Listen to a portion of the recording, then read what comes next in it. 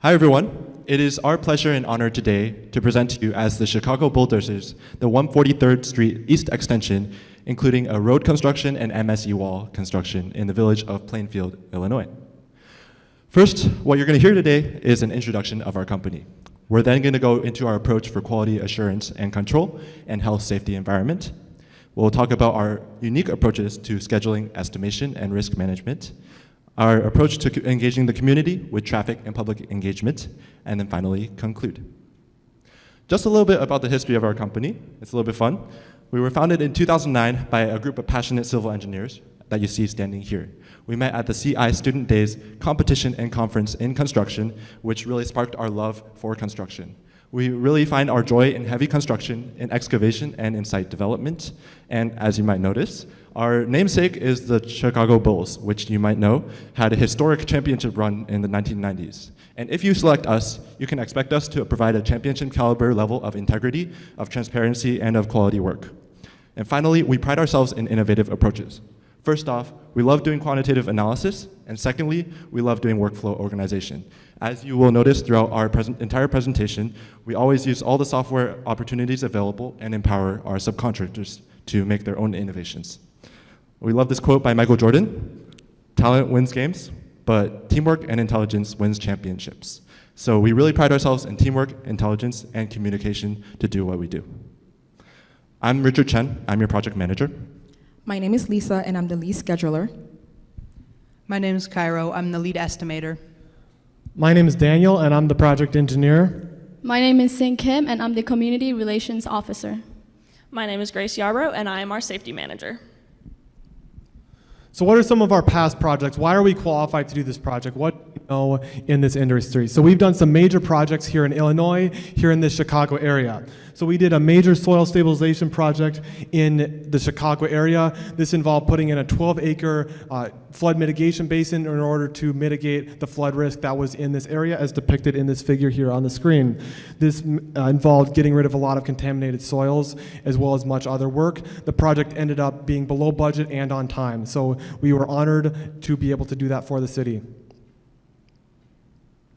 Another example of a project we did was the interchange widening on I-294. This was innovative for us because we started using the GPS systems on our equipment and in inspecting of the project to improve the efficiency and accuracy of the depths for this roadway that we were working with. All right, everyone. I know you guys have been sitting down for quite a while now, so we're gonna do a stretch and flex. So I want everyone to stand up on your feet. And we're gonna twist our backs out a little bit, loosen up. We're gonna do some hand stretches. Perfect. Now y'all are waking up. We love to see it. All right, so now that we're nice and stretched, what is our project management approach? How are you going to get this project done? So the first thing we're going to do is we're going to very clearly communicate, document, and collaborate with other stakeholder groups.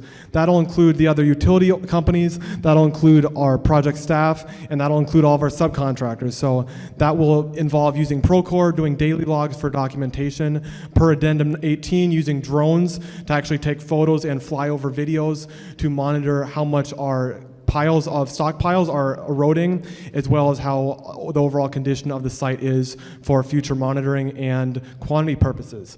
Next, we are a company that wants to meet the best goals we can and make those goals work. So we want to achieve even higher than the city of Chicago and the Illinois state would like for DPE MBE. So that'll be talked about later, but we are honored to be able to do that as our company. We have a lot of experience with SWIP, with a lot of the other erosion control measures that are necessary on this project. So that will be elaborated on within our schedule and in other matters. And we have a lot of agencies and compliance standards we have to meet for a project like this.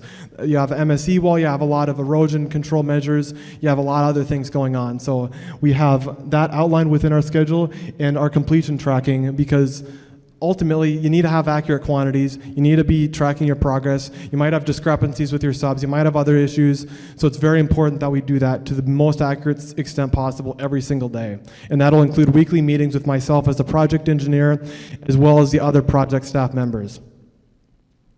So there are a lot of complexities on this project. There's some ADA with the bike path. There's coordination between different resources, water resources, geotech, other ones, lots of different moving parts on this project. So we are right next to the electric company. We're even on a leased easement for this pathway. So that will clearly require a lot of coordination. So we are a company that wants to utilize lean construction as much as possible on this project. We find that just-in-time procurement is an excellent way to have the material we need on site when we need it, the equipment on site when we need it, and to not have anything in the way of things that we don't need, and just be as efficient as possible, because we need to get in, get out, and get this project done safely, securely, and on time, on budget.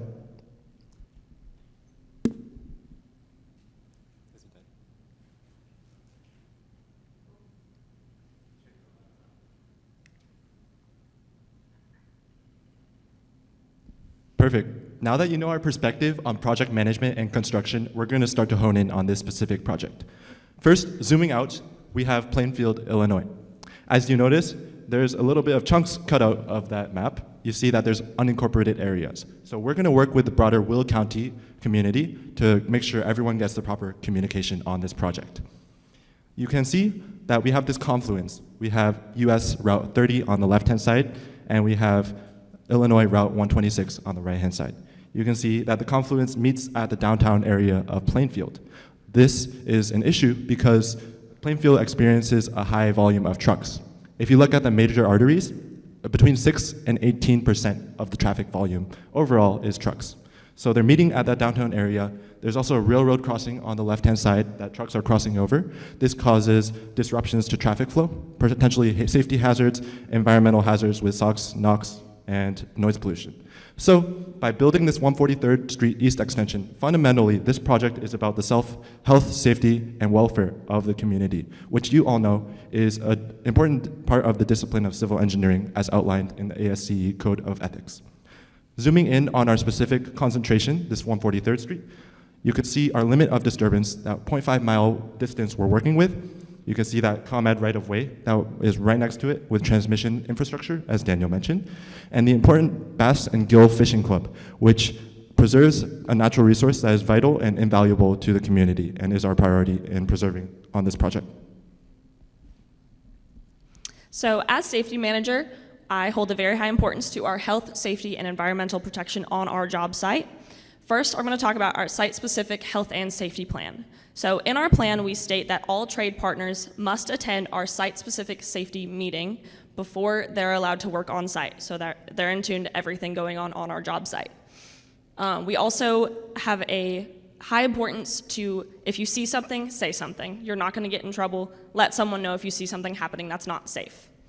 We will have weekly safety inspections by me, and we'll have daily toolbox talks with all of our trade partners. The thing that we're most proud of is our safety incentives. So all of our field staff will have a safety token, and when they're on site watching the trade partners, if they see someone being as safe as they possibly can, wearing all the proper PPE, they will hand them that token. And at our toolbox talk on Friday, that trade partner can come in, turn in that safety token, and take a prize from our construction prize box and add something new to their tool belt. So for environmental protection, we also have our stormwater pollution prevention plan. Now this contains all of our erosion control measures, such as our silt fence, inlet filters, and our turbidity curtain. Now our silt fence and inlet filters will be replaced 3 times throughout the duration of the project. And these dates are around December 10th, May 1st, and September 15th. So moving on to our work breakdown structure, we are putting our project into 3 main phases. The first phase being the pre-construction, then moving on to the construction phase, and then finally the project closeout. So during the pre-construction phase, this includes mobilization, site staging, as well as permitting. And then moving on down to our construction phase, which is the bulk of our work. It's broken down into further stub stages, 5 to be specific. So going down the list of activities for our construction phase, as for the first one, we have earthwork, which includes activities such as excavation, excavation, which will be the longest activity in this stage. And then we also have grading as well. And then moving down to utilities, we have activities such as drainage.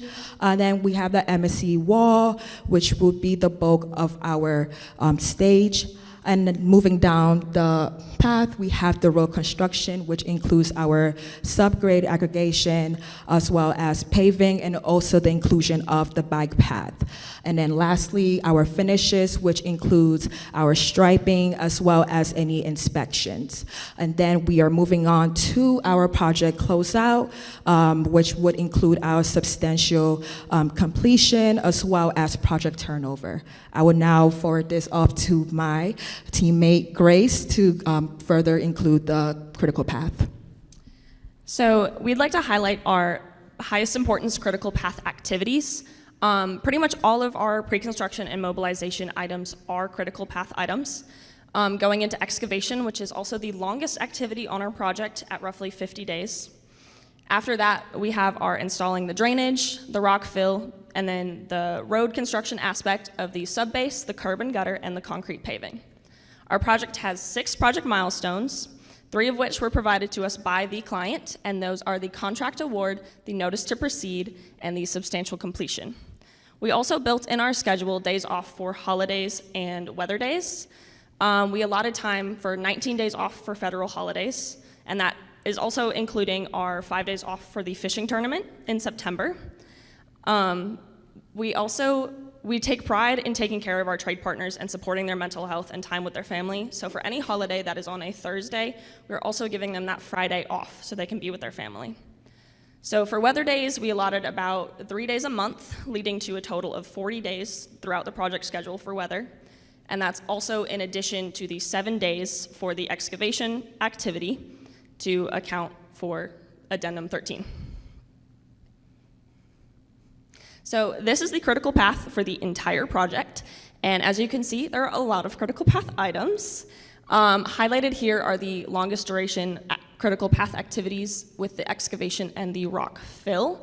It was pretty tricky to fit this schedule in the allotted time frame, and we plan to have further conversations with our trade partners about increasing their manpower and increasing their daily work hours to reduce our overall project schedule.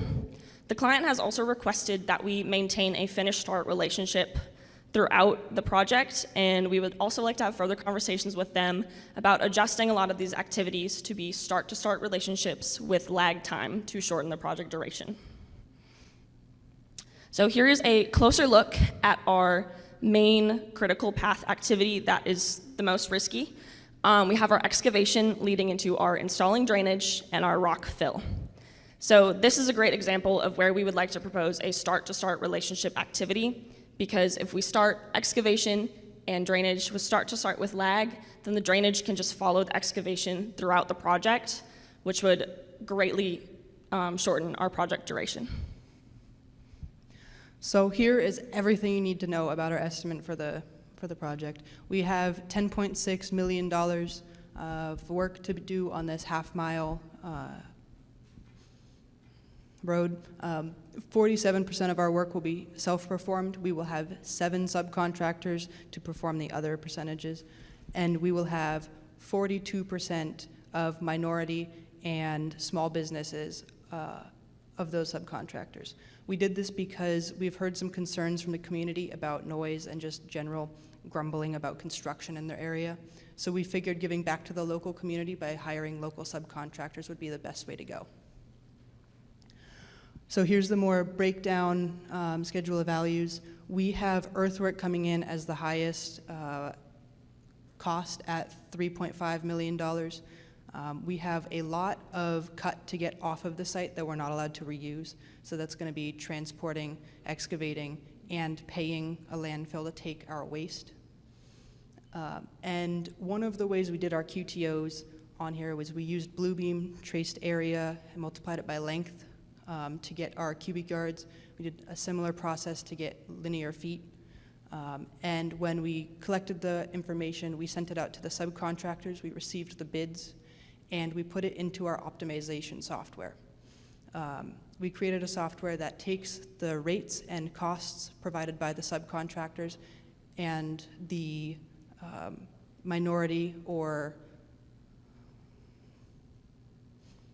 small business size yes or no checkbox to then pull the most effective, cheapest, and preferably a minority or small business, and it returns us the most logical choices. And that is how we selected our subcontractors.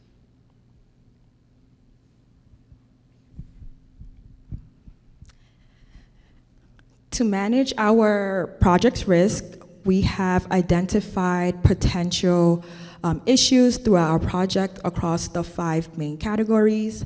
The categories include environmental, legal, safety, schedule, as well as cost. Each of these risks was then evaluated based on a likelihood and severity scale from 1 through 5. This was, as we can see, that based off of the risk evaluation, we have our top 2 risk. Our top 2 risk. The first risk is the weather delays due to the cold weathers and also factoring in rain with a score of 16. Our second highest risk that we identified were site safety hazards with a score of 15. So moving on, due to the complexity of the project, we decided to mitigate all of our risk rather than to avoid, transfer, or accept, in order to help us maintain control and also maintain flexibility throughout the project. With our 2 main risks, our contingency plans as follows. So as for the weather, our contingency plan for the weather is to include any weather protection methods as well as rescheduling days. And for our second highest risk, which is the site safety hazard, our plan is to stop all work, and then we will address and correct actions on site. Traffic and staging coordination. So our site is located northeast of the project, and it is 1.4 acres. I would like to point out some locations. So our material storage is we located near the road for easy access and material drop-off to avoid creating traffic. And our equipment storage and office is closer to our job site for easy access for equipment and our employees. For public communication and coordinating, our key principles are timely and inclusive to our stakeholders, which are our nearby residents, and our bilingual materials would be that we noticed that our community has 9% of Spanish. So we decided to translate all public materials to be translated to give opportunities to information of the job. And for outreach, we have public meetings, email, social media, and our website with all informations and updates. For funding, we have funding sources from our local to state with the IDOT, CMAP, WCLA, and Village of Plainfield. Throughout the project, we will be updating our funding sources and track federal DOT for further funding opportunities that we can take. To wrap up, we would like to reiterate our priorities on this project, which is the health, safety, and welfare of the Plainfield, Illinois community. Our main priority is to make this a sustainable project that would last for generations and across administrations, where we're able to maintain that support. You can see that through our key communication and coordination, where we're talking a lot with stakeholders. As you saw just now, we're doing equitable communication to the public. And then we're doing rapid risk response, where we're getting those risks daily from daily logs and then able to act without having decision paralysis. Secondly, we had that unique perspective on cost decisions. As you saw, we used a Python optimization model to optimize those subcontractors, making sure your cost stays low while also supporting local small businesses. Finally, we were able to minimize impact to the environment through our rigorous erosion control measures, and also through strategic staging area, we were able to minimize disruption to traffic flow. With that, we'd be happy to take any questions.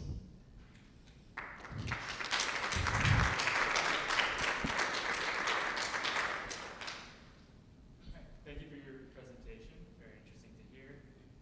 In your risk section, you identified safety hazards as a top concern.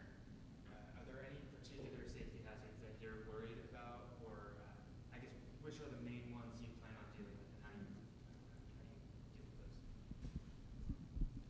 So probably our biggest safety concern would be along the lines of the excavation and trenching for the drainage. That type of activity can include all of the fatal four: your falls, you're struck by, you're caught in or between, or your electrocution. So for installing the drainage, we're probably going to add in trench boxes to keep anyone safe who's working in there. For all the excavation, we will have barriers around the area so that no one goes too close to the excavation equipment, and especially its working radius. I noticed in your intro you talked about having used GPS on other projects to do earthwork. Are you planning on using the GPS on this project?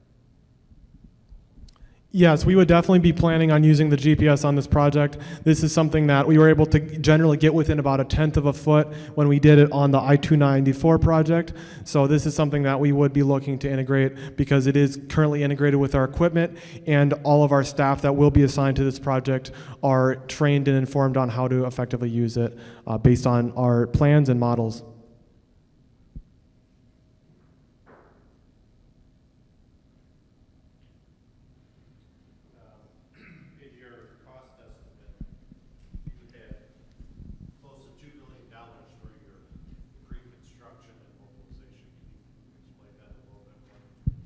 Yes, could you go to the, no, the other way, to the, yeah. Up one. Back. Yeah, that one. So we did 5% for immobilization and 5% for demob. We have a 10% for indirect work and 5% for contingency. What are you considering your indirect work? Anything that isn't on-site or directly related to the product or project, as in not the office staff at our home office and anyone above the project manager on-site. I'm considering their salaries to be indirect. Adding on to that, that would include like legal staff for any maybe claims or litigation that would need to be taken care of.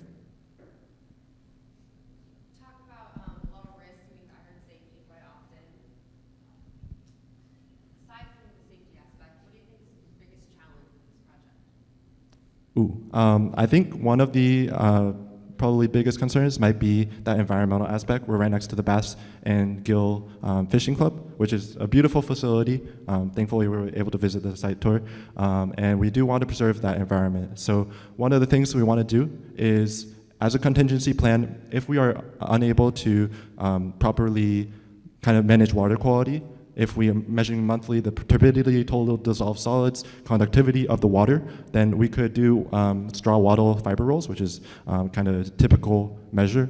We could also do dikes for our staging area.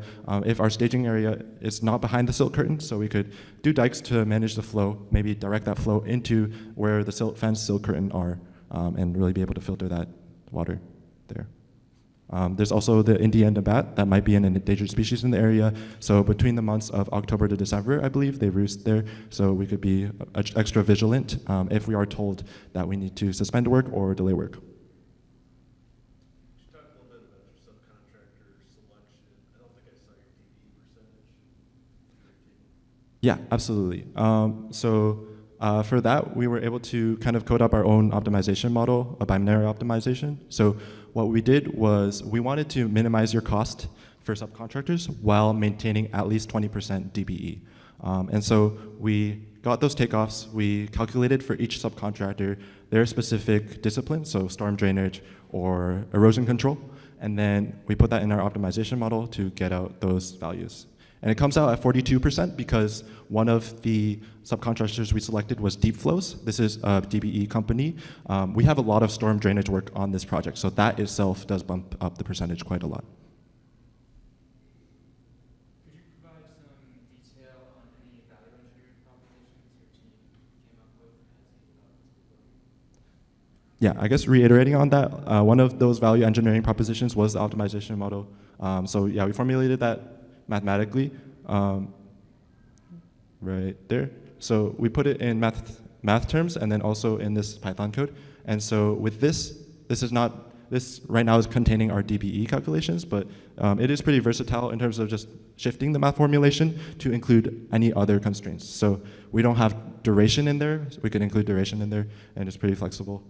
Anyone else can add any others.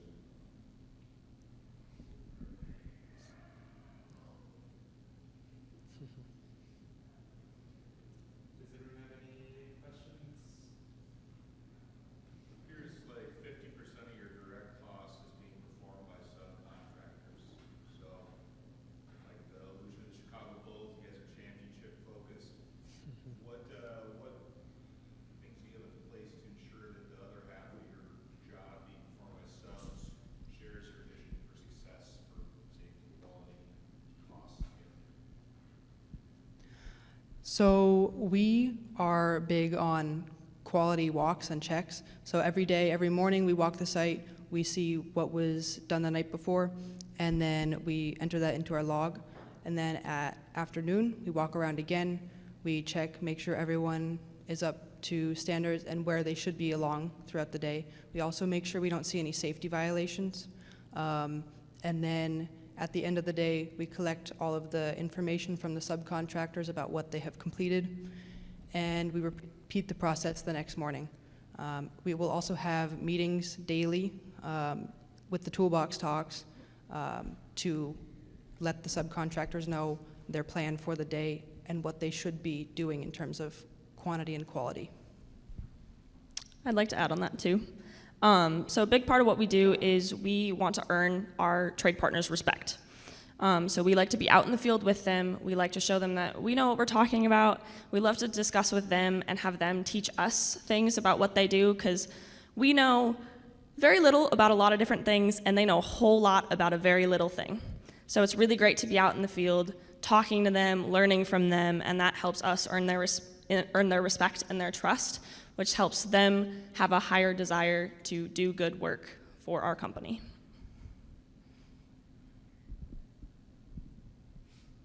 What impacts to the community have you considered with this project?